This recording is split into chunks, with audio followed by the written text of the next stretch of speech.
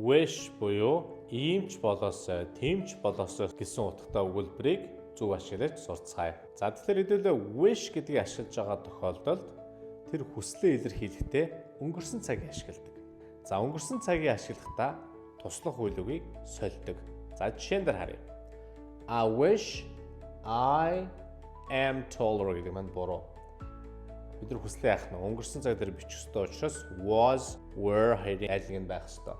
За тэгэхээр I гэдгийн ард уул нь бол was орох ёстой. Гэхдээ бид нар төсөөлийн зүйл ярьж байгаа учраас туслах үйл үг нь солигдоод was-ийн оронд were орж ирдэг.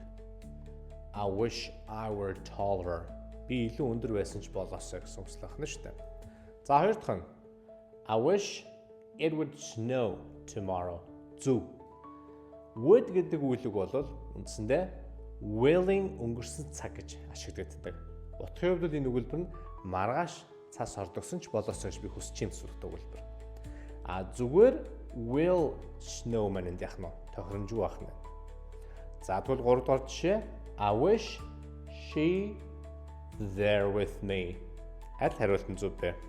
Комент хэсэгт бичүүлдээгээрэй.